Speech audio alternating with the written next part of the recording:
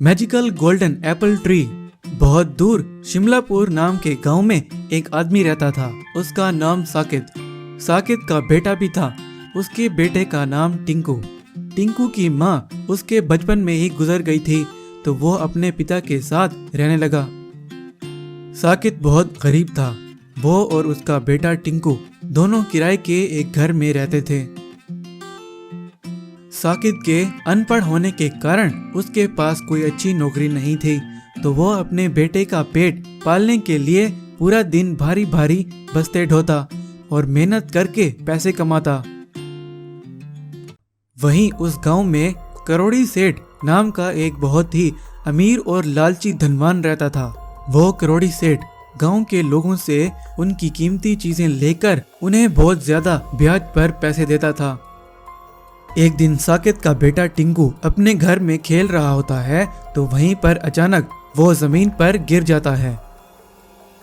साकित जब टिंकू को लेकर हॉस्पिटल गया तो डॉक्टर बोला, आपके बेटे के दिल में छेद है। अगर इसका ऑपरेशन जल्दी से ना किया गया तो इसकी जान भी जा सकती है, लेकिन ऑपरेशन के लिए 10 लाख रुपए जमा करवाने पड़ेंगे। पैसे जमा करवाने के बाद आपके बेटे का ऑपरेशन हो जाएगा।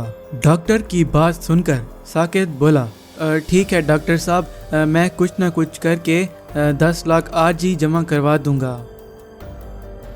और वो हॉस्पिटल से निकलकर करोड़ी सेठ के पास चला गया। और वो करोड़ी सेठ के पास पहुंचकर बोला, सेठ जी, मेरा बेटा बीमार है, मुझे उसके इलाज के लिए 10 लाख रुपए की जरूरत है। तो करोड़ी सेठ, अपने घर के कागज ले आओ, फिर मैं तुम्हें 10 लाख दे दूंगा। मेरे पास तो मेरा अपना घर भी नहीं है, मैं तो एक किराए के घर में रहता हूँ, मैं बहुत गरीब हूँ, मुझे आप पैसे दे दें, मैं आपको कुछ समय में वापस कर दूंगा। अरे जाओ यहाँ से, मैं कोई पैसे नहीं दे रहा, पहले कोई कीमती चीज ले आओ मेरे पास, फिर तुम्हें 10 लाख दे दूंगा। साकित वहां से दुखी होकर चला गया। ऐसे ही साकित चलते चलते जंगल में चला गया और नदी के साथ एक पेड़ के नीचे बैठकर सोचने लगा, ये मेरे साथ क्या हो रहा है। वहाँ मेरा बेटा बीमार है और उसका इलाज करने के लिए मेरे पास पैसे भी नहीं हैं, और वो करोड़ी सेठ भी पैसे नहीं दे रहा है। अब क्या करूँ मैं। तो एक तोता उसके पास आकर बैठ गया और वो तोता बोलने लगा, मैं एक जादुई तोता हूँ। मुझे अपनी शक्ति से पता चला तुम्हें मदद की जरूरत है। मुझे तुम बताओ तुम्हें क्या मदद चाहिए, मैं तुम्हारी मदद करूँगा। तोते की बात सुनकर साकित बोला, मेरा बेटा बहुत बीमार है और वो हॉस्पिटल में है, मुझे उसके इलाज के लिए पैसों की जरूरत है, लेकिन मुझे कोई पैसे नहीं दे रहा है। आओ, मैं तुम्हें एक जादुई पेड़ के पास ले जाता हूँ, वो तुम्हारी मदद करेगा, लेकिन उससे पहले वो तुम्हारी परीक्षा लेगा। अगर तुम उसमें पास हो गए तो वो तुम्हारी मदद करेगा।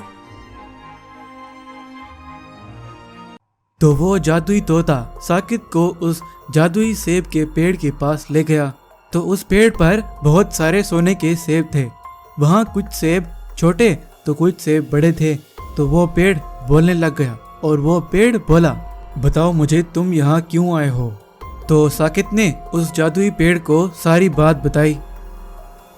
तो वो जादुई पेड़ बोला, तुम्हें जितने सोने के सेब चाहिए ले लो और उनको बेचकर तुम अपने बेटे का इलाज करवा सकते हो।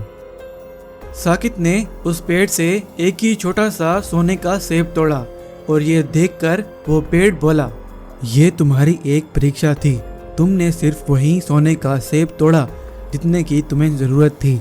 अगर तुम अपनी जरूरत से बड़ा सेब लेते तो तुम राख के पुतले में बदल जाते। साकित वो सेब लेकर वहां जंगल से चला गया और साकित करोड़ी सेठ के पास पहुंच गया और उसे वो सोने का सेब दिया और बोला, ये लें सोने का सेब और मुझे पैसे दें ताकि मैं जाकर अपने बेटे का इलाज करवाऊं। और साकित ने करोड़ी सेठ से पैसे लिए और हॉस्पिटल गया।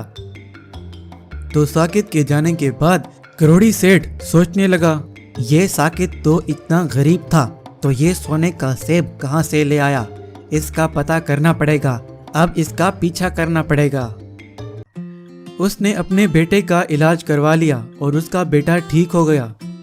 तो साकित वहाँ जंगल में उस पेड़ के पास उसका धन्यवाद करने चला गया।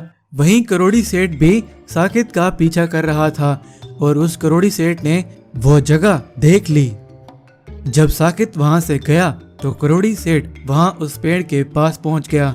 तो उसके दिल में उन बहुत सारे सोने के सेबों को देखकर लालच आ गया। तो वो सोचने लगा, यहाँ तो बहुत सारे सोने के सेब हैं। अगर मैं ये सारे सेब इस पेड़ से ले लूँ तो बहुत पैसे मिलेंगे। जब वो करोड़ी सेठ उन सोने के सेबों को तोड़ने लगता है तो वो उस जादुई पेड़ के जादू से वहीं राख का पुतला बन जाता है।